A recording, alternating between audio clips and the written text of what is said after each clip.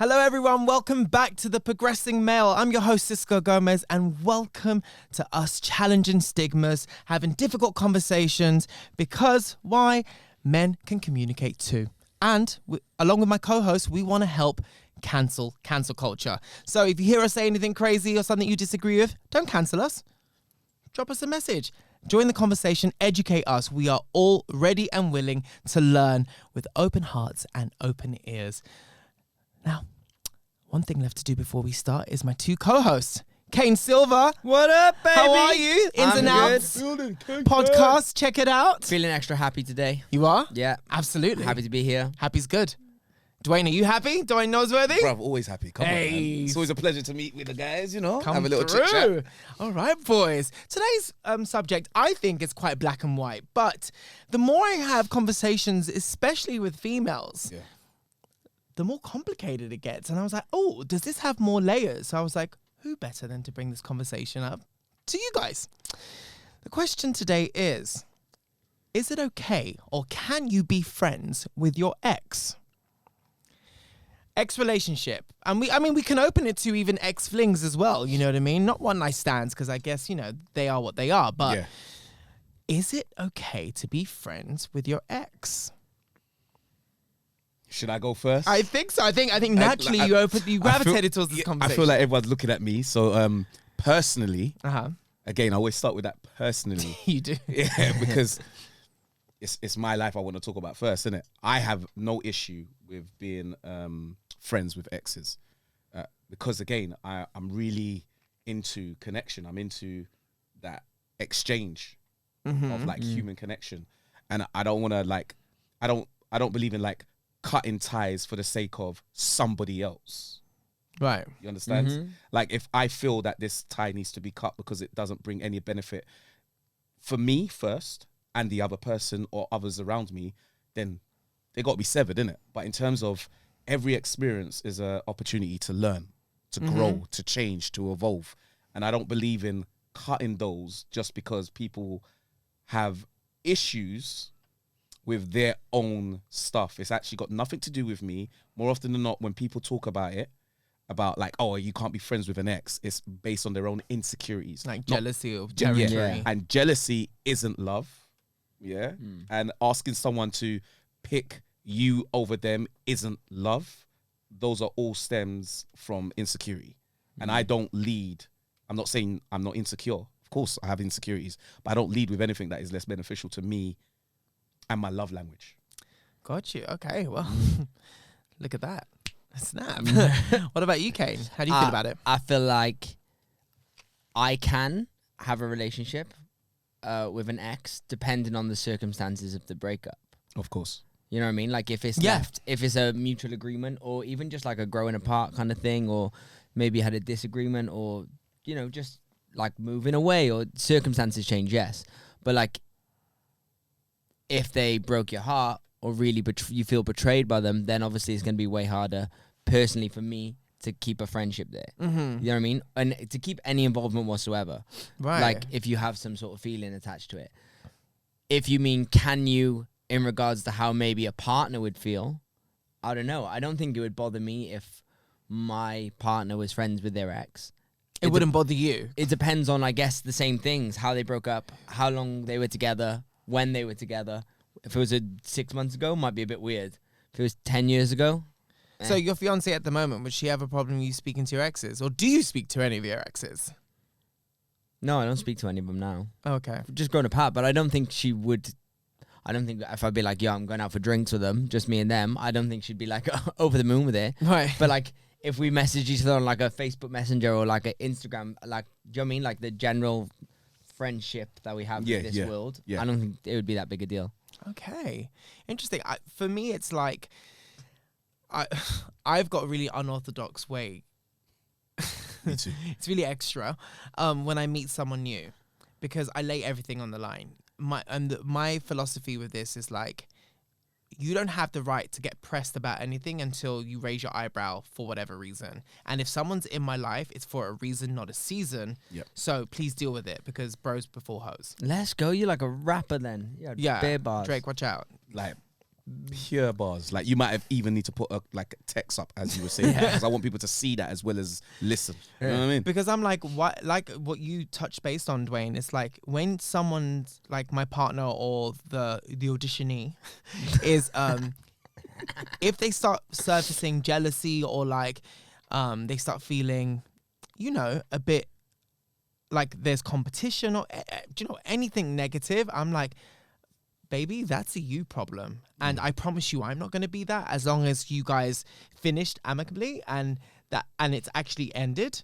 And then another question was like, oh, but what if the ex comes out of nowhere, blah, blah, blah. I was like, I will respect my partner or the person I'm seeing, that they've got it. That they honor the space that we're creating or that we're in, and I'll let you do it. Now, if you're unsuccessful in doing that and I see you're still there, and you're not listening, that's different. Then I'll handle it myself. But 1,000. respectfully, it's not a tag team situation. Partner, to the side, I'll handle this.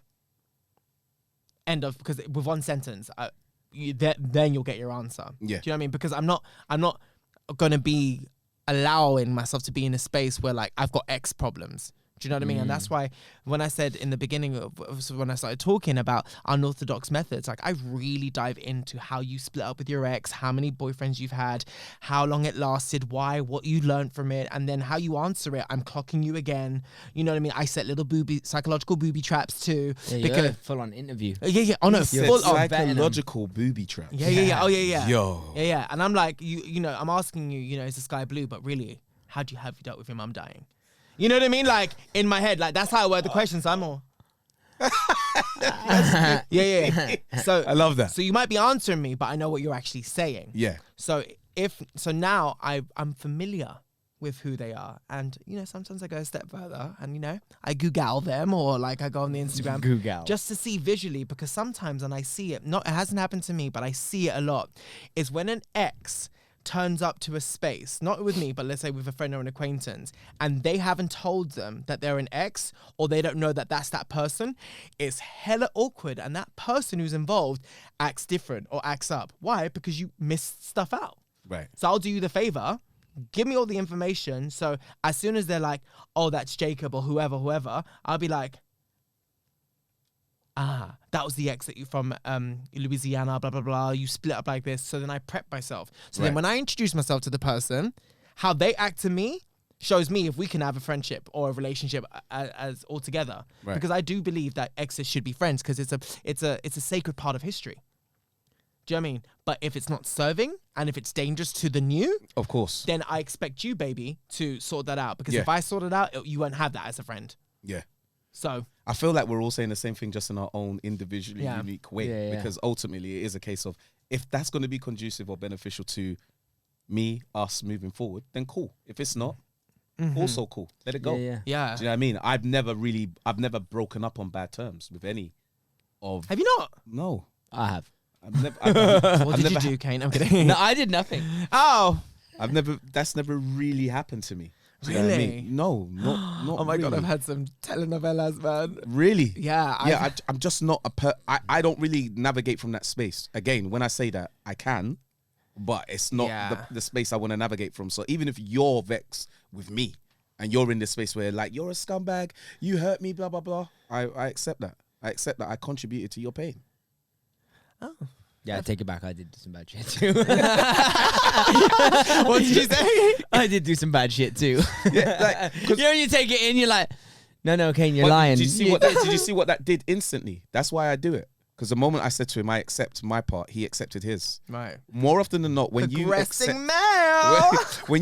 how you contributed to a situation over you telling somebody else about how they contributed to how you feel, when you say, I own, this is what I did, and I'm sorry for that. Yeah, because even if it's not your fault, you contributed to get into that 9 times out of 10, right? And that's the point. It's like, I'm not saying that this is my fault. I'm not even talking about fault and blame. I'm talking about responsibility and accountability. I'm not really interested in fault and blame. When people want to... I'm like that. I say to people that I love, if it gets sticky, I'm like, before we start, it's you and me v the problem, not you v me. Right. I don't need accountability, absolutely, but...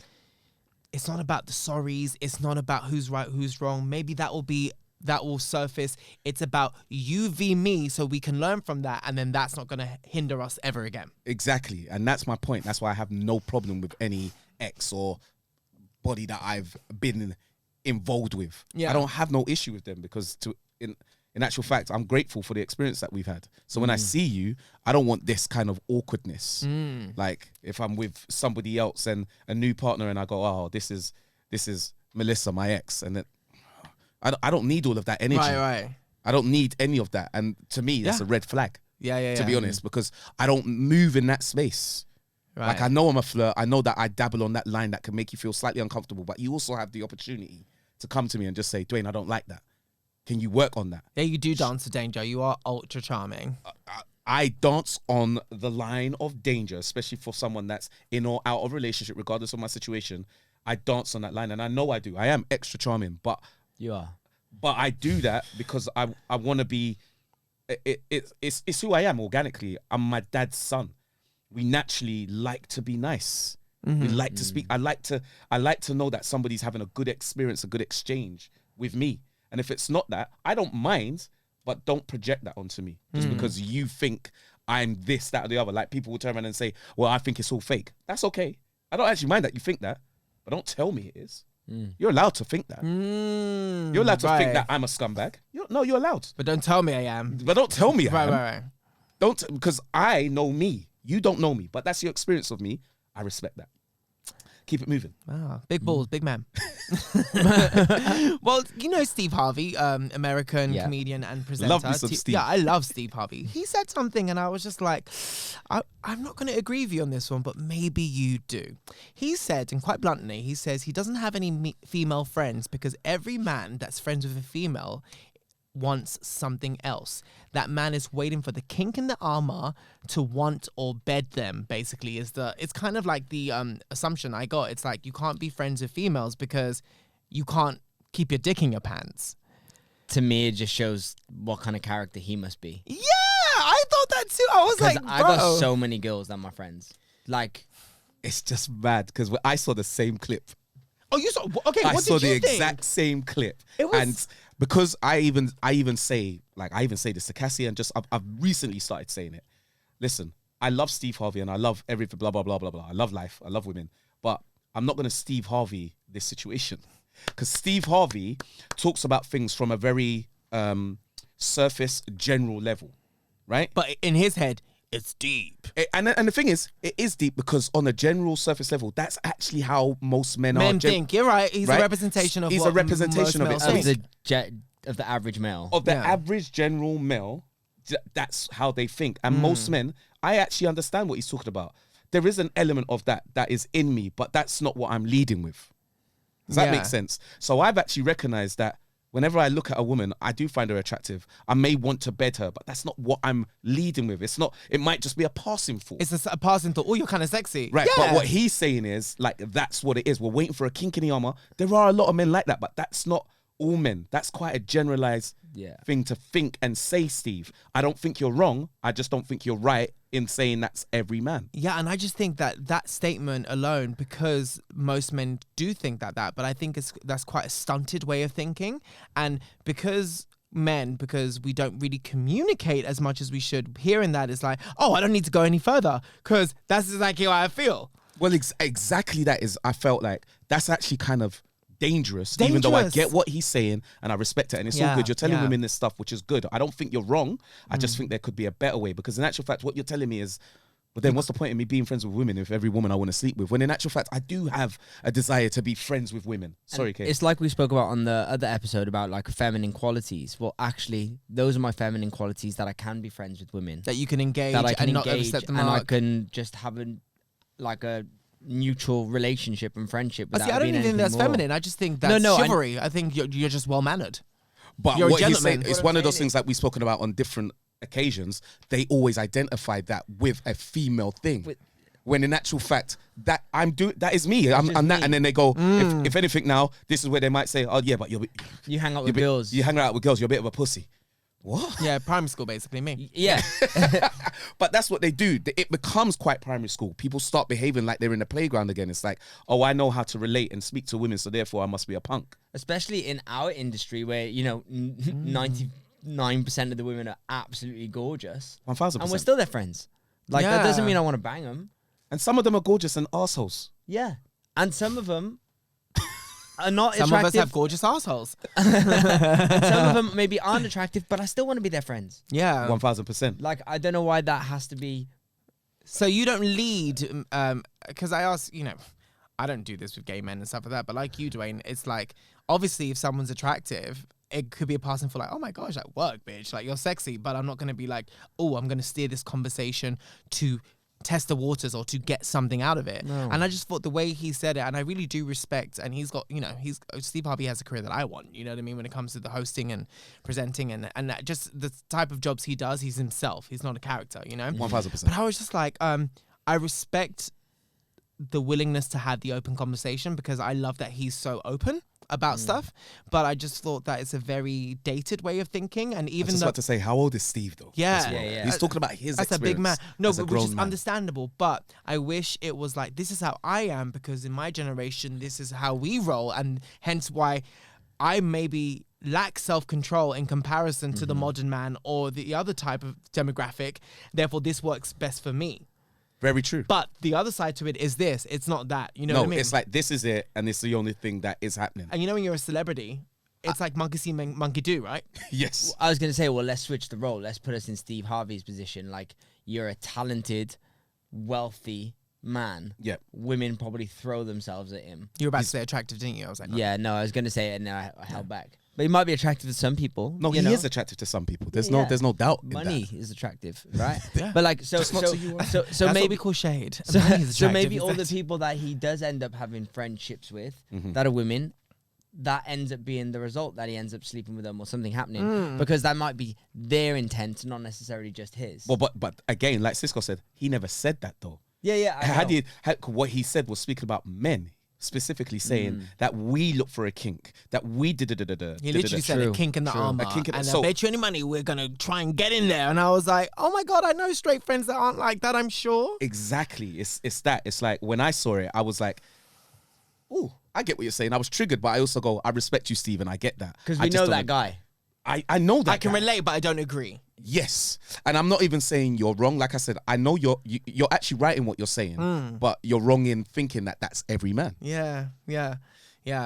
Because I think because Steve is so comfortable in his own skin, when he speaks, women listen because they're like, I'm not getting those conversations with my husband, or they're acting this way and that's not our dynamic. So When he wrote the to book, us, Think Like a Steve- Man, bro. Yeah. That's it. Because he's also a well-known author for stuff that men do. And it's like, listen, it's his experience.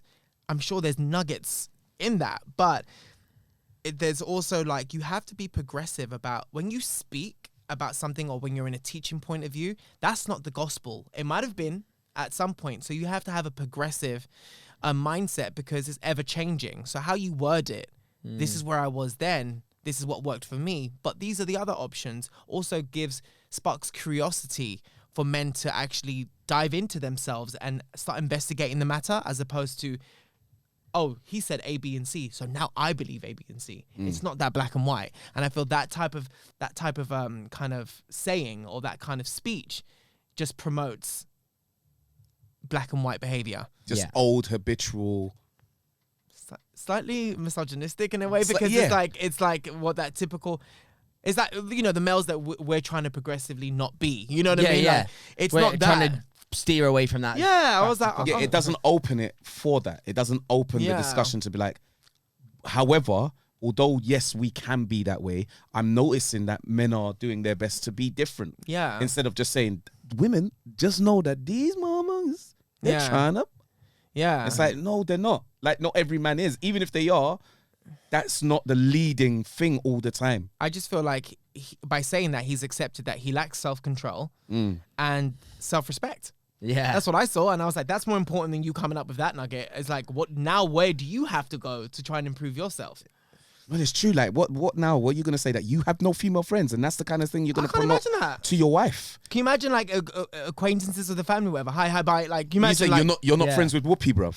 You're telling me, Steve, right. You're not friends with Whoopi. You're not friends with no females in the industry. And if you are, it's only because you want to bang her. And that's what you got to understand what it is that you're saying when you say it like that. Yeah. Because I don't think you're wrong. I just think that you're wrong in saying that that's every man's like way of thinking. It's not. Well, Steve Harvey, that's how we feel about you. Now, let me put a more complex situation. Say you found the love of your life, or you're very interested in this woman, and everything's going really well, and, you know, you've talked about things, but the ex comes up, and it's a no-no for them. They're like, no, you know what? This is my trump card. This is, like, something I strongly believe in because of my experiences, yes, but this is just a space that I want to live in. It's either them or me. What would you do, Kane?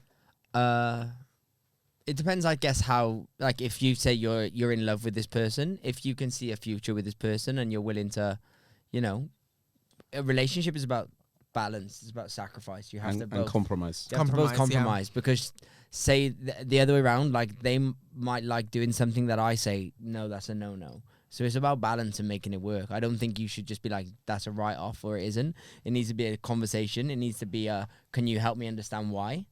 As opposed to just going, this is how it is. Well, can you explain why to me? And if they go, well, in my past relationship, this has happened and it's triggered this. And you'd be like, okay, well, we can work at it. Like, or, okay, yeah, completely. I understand. Like, I just think the answer is always, it depends, right? But so for it depends on the situation. It always depends on the circumstances. But for me, like where I'm at now, if it was my fiance, yeah, no doubt. Because you're the one I want to have the rest of my life with, and my kids with, and a family with. Like, it's a no-brainer to me. But if at the very beginning of the relationship, I don't know. Okay. It would have been, because, you know, now we're so far in, it's like, well, I'm not going to lose all that amazingness over that small thing. But at the beginning, that could have been this is awkward. Right. No, maybe I'm not ready to make that commitment yet. In the type of relationships and approach to relationships that you have, will that particular subject not come up? So it could be a possibility that it could be like come out of nowhere, like a surprise. Like, you know, she's seen that, like, I follow an ex on Instagram, and it's not a problem. Do you know what I mean? Like, that's what's happened in mine. Like, so in my head, I'm like, well, she's cool. She trusts me. She knows I'm all in. Like, but my situation is different. Like, I was a dream boy, like performing in front of 1,000. Really tested. Performing in front of over like 2,000 women a week, where they're throwing themselves at you. And she was cool with it. Yeah, like, Dream Boy, my listeners, is basically like a Magic Mike show. So the boys are practically naked and dancing very provocatively. Yeah, and our whole job is to make women feel like we like them. Yeah.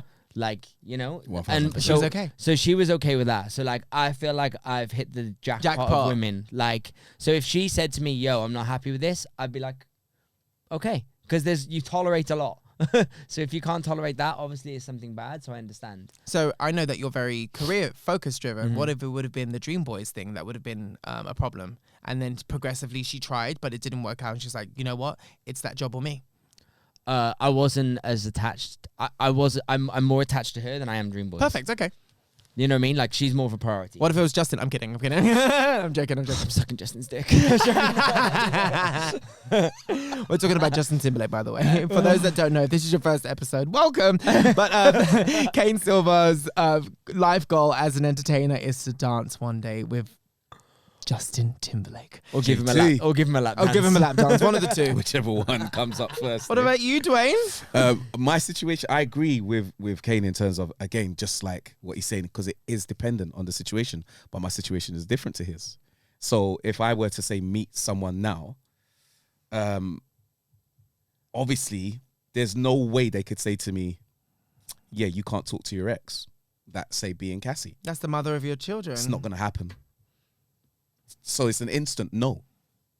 But that's not a no as in, I'm still doing a no, like Kane said, as in, well, tell me more. What's that about?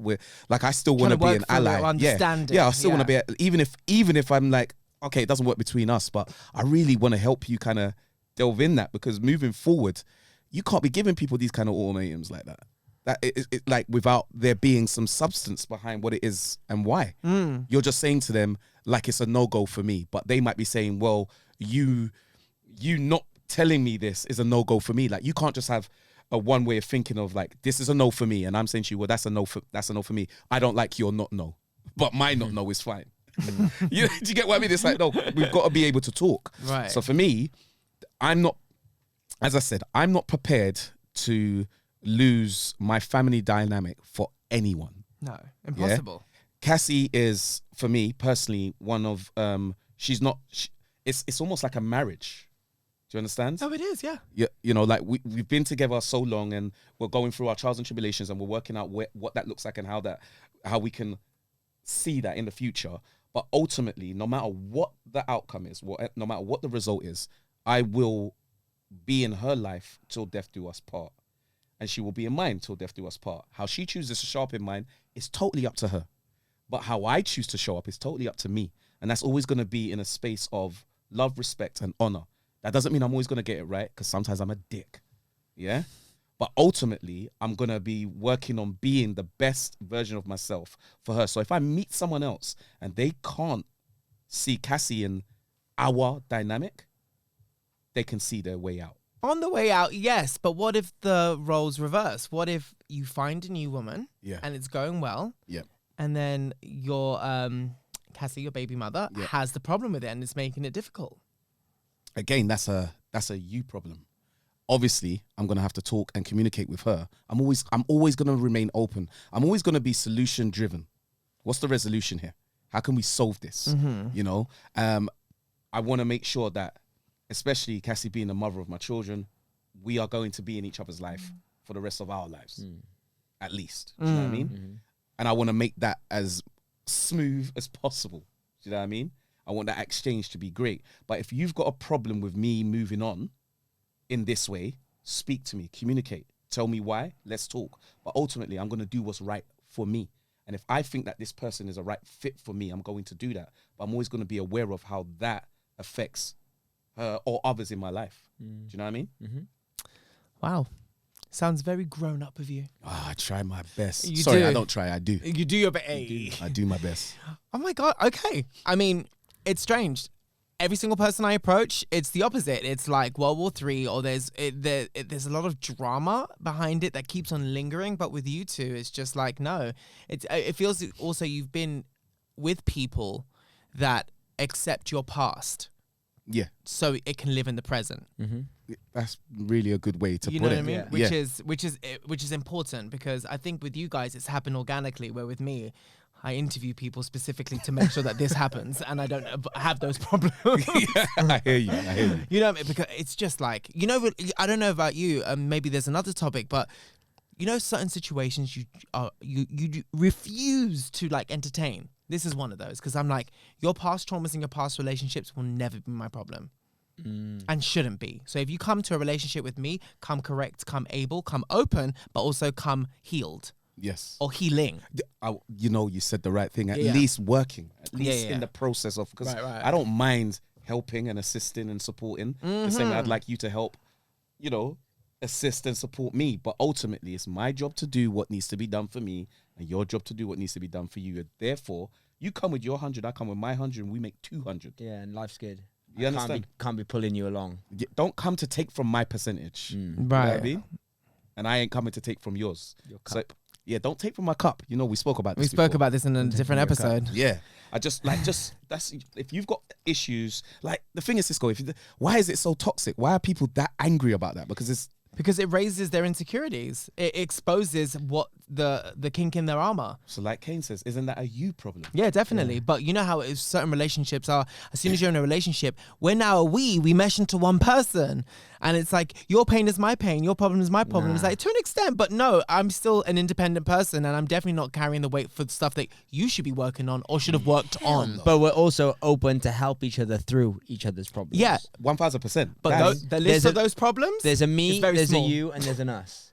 Yes, there is. There is a me. And it actually, you don't know, I'm always full of them. That's a rule in my house. Me plus us equals them. Yeah. The us and the them can change, because the priorities in my life change. The most important priority in my life, as you lot know, is me. Right? I'm my first and most important priority. So the me never changes. It's like a spidergram.